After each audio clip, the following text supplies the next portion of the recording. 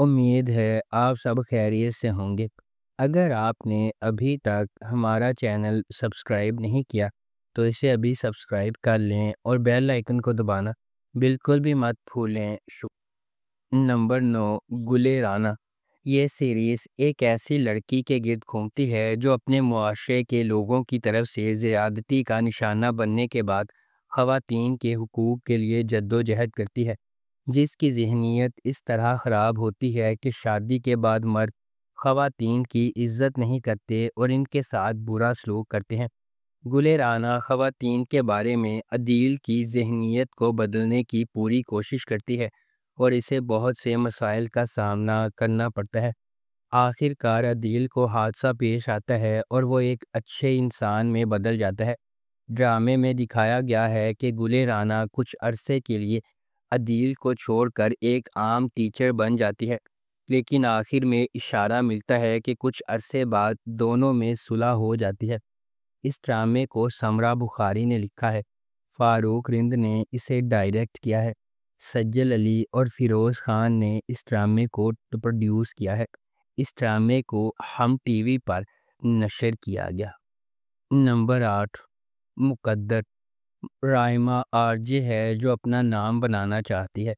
کام پر اسے اپنے ساتھی ساتھ کے بااثر بزنس مین چچا سیف کا انٹرویو کرنے کا موقع ملتا ہے۔ سیف کو اس سے محبت ہو جاتی ہے اور پھر اپنے اثر و رسوخ اور طاقت کا استعمال کرتے ہوئے رائما کو اس سے شادی کرنے پر مجبور کرتا ہے۔ رائما کو سیف کے گھر والوں کی طرف سے مسلسل دشمنی ملتی ہے اور اس کے اپنے خاندان کی طرف سے کوئی مدد نہیں ملتی۔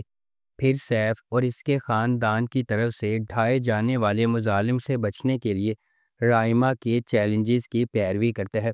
کون اس کی مدد کرے گا اور اس کی جدوجہد میں اس کا ساتھ دے گا؟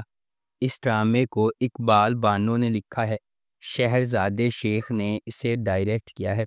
اس ڈرامے کی مرکزی کاسٹ میں فیصل قریشی، مدیحہ امام، عائشہ گل، ہارون شاہد، علی انصاری اور شمین خان شامل ہیں۔ اس ڈرامے کو ہم ٹی وی پر نشر کیا گیا۔ نمبر 7، ملالے یار۔ ملالے یار ایک پاکستانی ٹیلی ویژن سیریز ہے جسے مومنہ درید نے ایم ڈی پروڈکشنز کے بینر کے تحت پروڈیوس کیا ہے۔ اس ڈرامے کی کہانی جاگیردارانہ نظام کے گرد گھومتی ہے۔ مرکزی تھیم مخالف پس منظر سے تعلق رکھنے والے دو افراد کے گرد گھومتی ہے جو ایک دوسرے سے نفرت کرتے ہیں لیکن آخر کار محبت میں پڑ جاتے ہیں، جو صرف کاغذ پر شادی کے بندھن میں بندھے ہوئے ہیں۔ اس ڈرامے کی مرکزی کاسٹ میں مرزا زین بیگ، عزیکا ڈینیل، زینب شبیر، حمزہ فردوس اور جہان زیب گورچانی شامل ہیں۔ اس ڈرامے کو ہنا ہما نفیس نے لکھا ہے، اسد جبل نے اسے ڈائریکٹ کیا ہے۔ اس ڈرامے کی ٹوٹل 54 اقساط ہیں۔ اس ڈرامے کو ہم ٹی وی پر نشر کیا گیا۔ نمبر 6، تیرے بن۔ میرب ایک پرجوش اور خوبصورت نوجوان لڑکی ہے جو اعلیٰ تعلیم حاصل کرنا چاہتی ہے۔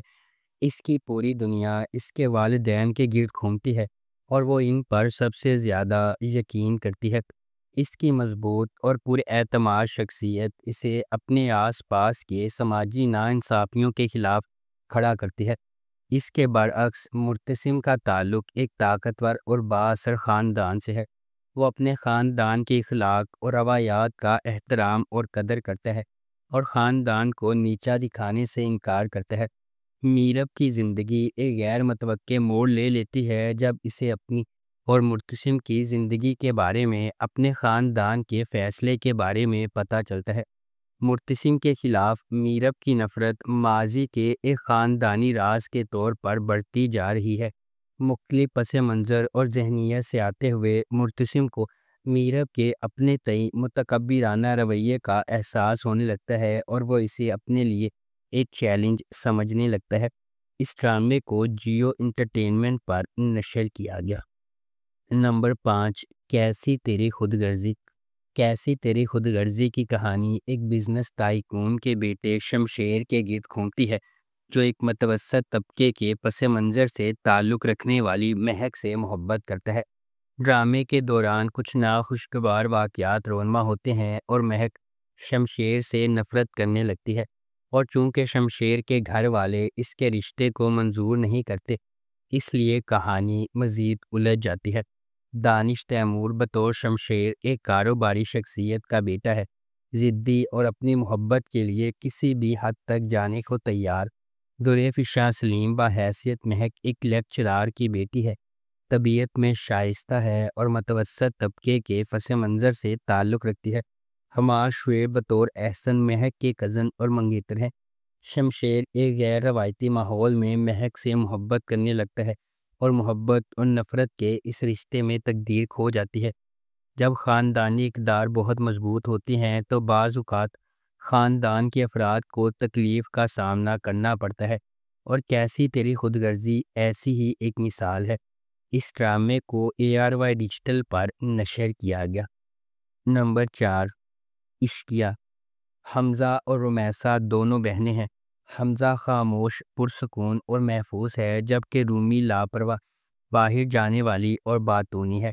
ہمنا اور اس کے کالج کے ہم جماعت حمزہ 4 سال سے ڈیٹنگ کر رہے ہیں اور ایک دوسرے کی محبت میں پاگل ہے۔ حمزہ اس کے بارے میں بھی بہت زیادہ پرتشدد ہے۔ ہمنا اپنے والد کو اپنے بارے میں بتانے میں ہچکچاہٹ کا شکار ہے، کیونکہ وہ محبت کی شادیوں پر یقین نہیں رکھتے۔ اپنے والد کی بیماری اور ان کی عزت کھونے کے خوف کی وجہ سے ہمنا نے اپنے والد کے دوست کے بیٹے عظیم سے ان کے اصرار پر شادی کر لی۔ وہ حمزہ سے یہ بات چھپاتی ہے اور تھوڑی دیر کے لیے اس سے بچ جاتی ہے۔ جب حمزہ کو بالآخر پتہ چلا تو وہ یونیورسٹی میں سب کے سامنے ہمنا پر چیختا ہے۔ دل شکستہ اور دھوکہ دہی، حمزہ ایک کار حادثے کا شکار ہو کر شدید زخمی ہو جاتا ہے۔ ہمنا اس کی صحت یابی کے لیے دعا کرتی ہے اور وہ بچ جاتا ہے۔ ہوش میں آنے کے بعد حمزہ نے بدلہ لینے کا عزم کیا۔ وہ جلد ہی اپنے والدین کے ساتھ ہمنا کے گھر پہنچ جاتا ہے تاکہ رومی سے شادی میں ہاتھ مانگ سکے۔ نمبر 3، ہم سفر۔ خیرت احسن کا تعلق حیدرآباد میں ایک نچلے متوسط طبقے سے ہے، اور وہ اپنی بیوہ ماں میمونہ کے ساتھ ایک چھوٹے سے اپارٹمنٹ میں رہتی ہے۔ جیسا کہ یہ کہانی شروع ہوتی ہے، اس نے حال ہی میں اپنی بیچلر آف سائنس کی ڈگری مکمل کی ہے، اور وہ ریاضی میں بہت مضبوط ہے کیونکہ اس کے والد ریاضی کے استاد تھے۔ میمونہ کا بھائی بصیرت حسین ایک خود ساختہ کروڑ پتی ہے جو کراچی میں رہتا ہے۔ اس کی شادی فریدہ سے ہوئی ہے، ایک سماجی کارکن جو انسانی حقوق کی ایک NGO چلاتی ہے۔ ان کا ایک بیٹا ہے اشر، جس نے ییل یونیورسٹی سے MBA کیا ہے اور اپنے والد کے ساتھ خاندان کی اعلیٰ طاقت والی فرم چلاتا ہے۔ میمونہ کو کینسر کی تشخیص کے بعد بصیرت اسے اور خیرت کو علاج کے لیے کراچی میں اپنے بڑے گھر لے آتا ہے۔ جب اسے معلوم ہوا کہ اس کا کوئی علاج نہیں ہے، میمونہ نے بصیرت سے کہا کہ وہ خیرت کی شادی کا بندوبست کرے۔ میمونہ کی بہتر دیکھ بھال نہ کرنے پر قصوروار محسوس کرتے ہوئے بصیرت یہ وعدہ کر کے معاوضہ دیتا ہے کہ اشر خیرت سے شادی کرے گا۔ نمبر 2، سنو چندہ۔ ارسلان جمشید علی اور عجیہ نزاکت علی کزن ہیں اور مشترکہ خاندان میں رہتے ہیں۔ ان کے خاندان نے ان کی شادی اپنے دادا کی آخری خواہش کی وجہ سے اس وقت کر دی جب وہ بچے تھے، لیکن رخصتی ابھی ہونا باقی ہے۔ ان کی دادی اور خاندان کی سربراہ بی جان کے 2 بیٹے جمشید علی اور نزاکت علی اور ایک بیٹی معصومہ ہے جس کی شادی جلال خان سے ہوئی ہے۔ وہ کراچی میں رہتے ہیں۔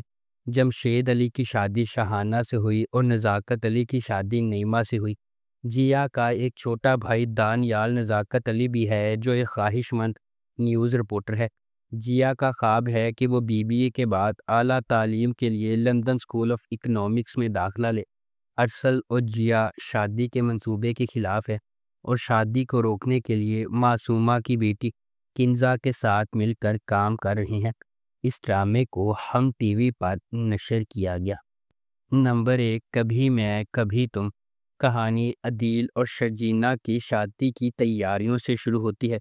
عدیل ایک ٹاپر، محنتی اور پرجوش آدمی ہے جو یقین رکھتا ہے کہ پیسہ ہی سب کچھ ہے، اپنے خاندان اور محبت سے زیادہ، جبکہ شرجینہ ایک آزاد اور مضبوط عورت کسی ایسے شخص کے ساتھ سادہ زندگی گزارنا چاہتی ہے جس سے وہ محبت اور بھروسہ کر سکے۔ معاملات اس وقت بدل جاتے ہیں جب عدیل کے باس رباب نے عدیل کی شادی کے بارے میں سن کر اس سے اپنی محبت کا اعتراف کیا۔ وہ اس سے اس وقت سے پیار کرتی ہے جب سے اس نے پہلی بار اس کی کمپنی میں شمولیت اختیار کی تھی۔ رباب ایک مضبوط، نرگسیت پسند اور محنتی عورت ہے جو اس بات پر یقین رکھتی ہے کہ وہ کچھ بھی لے سکتی ہے یا جس کو بھی وہ پسند کرتی ہے، چاہے قیمت ہو یا خطرہ ہو، وہ حاصل کر سکتی ہے۔ خبر سن کر عدیل نے شادی کو منسوخ کر دیا اور رباب کو اس لیے پرپوز کیا کہ وہ اس سے محبت کرتی ہے، نہیں بلکہ اس کی دولت اور حیثیت کی وجہ سے۔ اس ڈرامے کو ARY ڈیجیٹل پر نشر کیا گیا۔ اگر آپ کو ہماری یہ ویڈیو پسند آئی ہے تو اسے لائک کریں، شیئر کریں اور ہمارے چینل کو سبسکرائب کرنا بالکل بھی مت بھولیں۔ آپ کا بہت بہت شکریہ۔